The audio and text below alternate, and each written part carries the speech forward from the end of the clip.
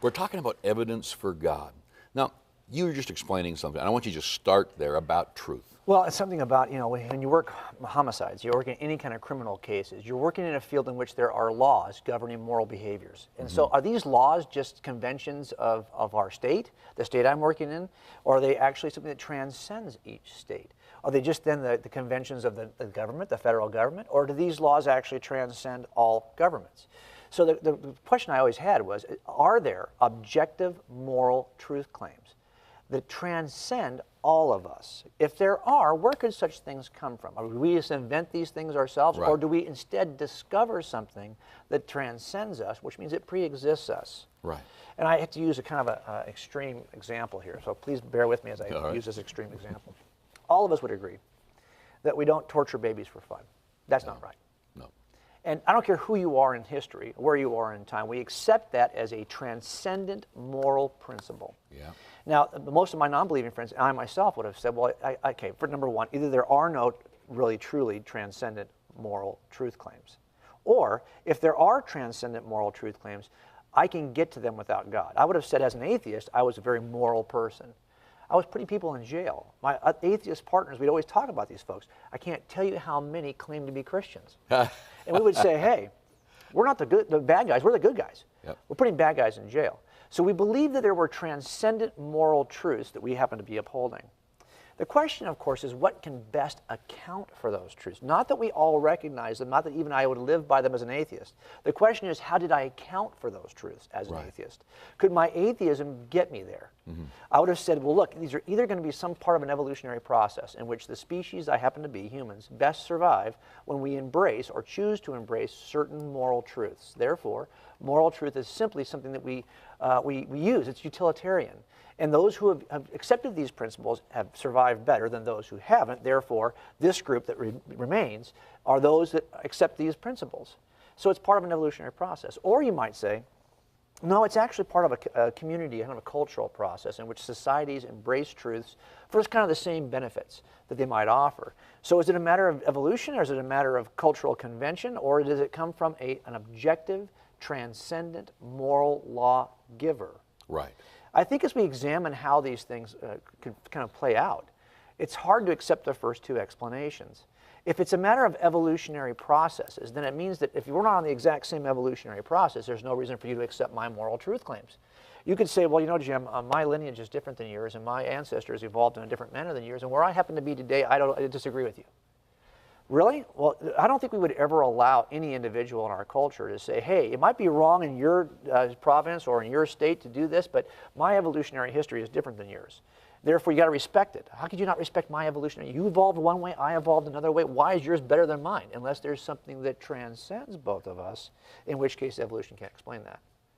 The second one might be, well, hey, how do we deal with it? Maybe the culture, maybe just the community decides what's right and wrong. Well, this is something we've kind of seen historically. And Robert Jackson is one of my favorite Supreme Court justices in America. He was one of the few Supreme Court justices who actually had criminal trial attorney experience. He was a criminal prosecutor. As a matter of fact, he served in the hearings that they did with the Nazi war criminals after World War II. At the Nuremberg trials, he was the prosecutor. Wow. And each person at the end that these war criminals were brought up, they argued, hey, wait a minute, who do you guys think you are after winning the war to come in here and tell me that this is wrong? In my society, I was actually promoted for these behaviors. This was not seen as a, who are you now to tell me that this is wrong when the culture I grew up in didn't tell me it was wrong. And in fact, it actually rewarded me. Yeah. We should not be judged by your culture. And Robert Jackson said something that I can't imagine really a Supreme Court justice saying anymore. He said, no. There is a law above the laws. There's a transcendent moral law that transcends all of us. Everyone at the United Nations, everyone across the globe. We might discover it, but we don't invent it.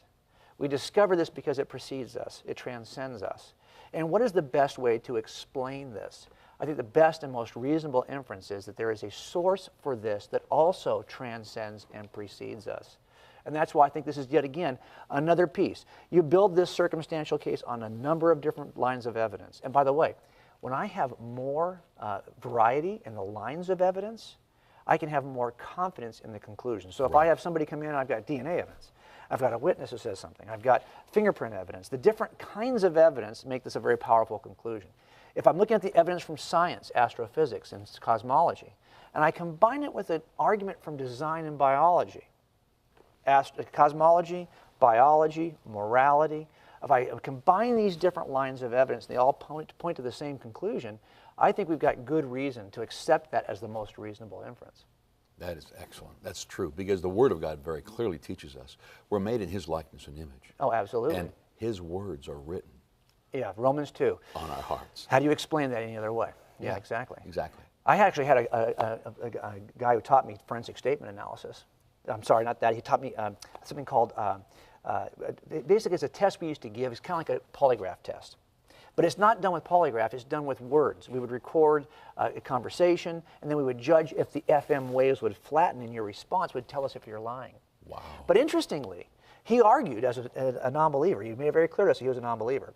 It's called a voice stress analyzer. He would say this voice stress analyzer works because when you tell somebody a lie, you're afraid of the consequences, and it makes your FM waves flatten. Yet part of the test involved us giving 2 test questions in which we gave the person a permission to lie. I'm going to say this floor is wood, you just say yes. Then I can show him later what his lies look like on the chart. Right, because there's no punishment for that. No punishment. Okay, but if I remove the punishment, why does his voice still flatten? The instructor said it shouldn't. It's because of fear of punishment that his voice flattens. I've taken away the punishment. But there's something you know about a lie that still bugs you. And it is reflected in your FM wave. It's Romans 2. It's that even if you're a non-believer, even if you've known to reject God's existence, you know right from wrong, because that's a reflection of you having been created in the image of that God. So we're stuck with right and wrong, even if we deny the source of right and wrong. That is fascinating. Well, in the time we've got left, where do you want to go in helping people to believe in a God? I think that's something I really am passionate about, and I hope that all of us who are kind of thinking through these processes together accepts our duty as Christians. Most of us would say that, we feel bad that we don't share the gospel enough. None of us are like the Billy Graham of our generation. Yep. We're at the market, we share the gospel. We're waiting at a theater, we're sharing the gospel. No, we don't do that. And we feel bad. We think, gosh, I should be more evangelical. I should be more evangelistic. And we don't do it. Well, Paul in Ephesians 4 says that some of us are pastors, some of us are teachers, some of us are evangelists. That means clearly that some of us aren't. Paul seems to recognize that some of us have those gifts and some of us don't. Okay. Peter, so that means you have an option. If you've got those gifts, if God's gifted you that way, get on it. But Peter tells us in 1 Peter 3:15 that all of us need to share our hope in Jesus. Why do we have hope in Jesus? And that's not an option. Not some of you need to share it. No, all of you need to share it. So here's what I want to ask everyone who's listening to this show today. Are you that person? You may not be the evangelist that Billy Graham was, but are you a good Christian case maker? Because we're commanded by God to be that. We can't relegate that to somebody on a TV show, to our pastor. We can't relegate that. Every one of us has to be a case maker because we're called to be that. That's what it is to be a robust, abundant Christian. To be anything less is an abbreviated Christian. To know it's true but not be able to make a case for it, you're only halfway. Yeah. We have to go the whole way. So when Peter says that that's a responsibility for all of us, we can all be ready to give the hope we have in Jesus. Excellent. What book are you working on now?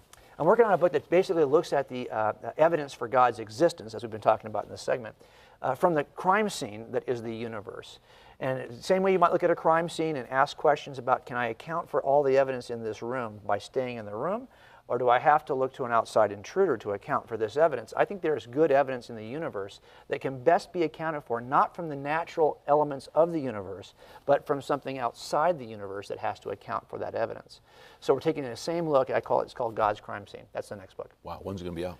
Well, I have to finish it by the end of this year. I'm halfway through. You're working on it. As a matter of fact, I was writing before I came to speak to you. So yes, I'm halfway through that book right now. That's awesome. Where are you going next? Next, I'm in New Jersey at the New Jersey Apologetics Conference tomorrow night.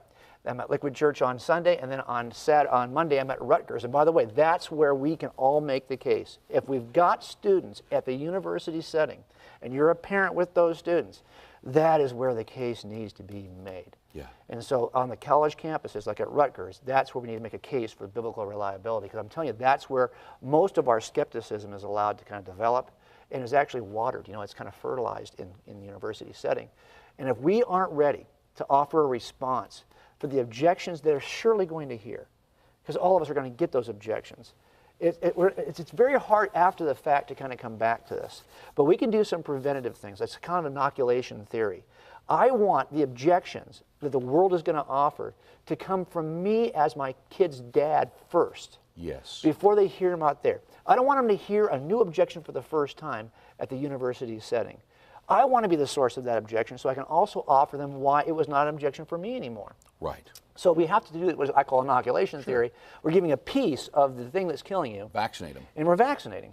And from that, they'll be ready when they hear it out there. They've already heard it. Nothing new here. That is so wise. The two books I'm holding right here, Cold Case Christianity, and this one, what is this one? This is Alive. This is a one chapter from Cold Case that's designed not for you. I want you to learn it, but give it to somebody. This is an inexpensive tract that you can then give away. Yes. And that's the goal with that book. Now, and in this book, a lot of what we've talked about today, and a whole ton more, is in this book. Cold Absolutely. Case Yeah, I appreciate you having me on to talk about it, because I think I'm passionate, as you can see, and I know you are too, and I so respect that.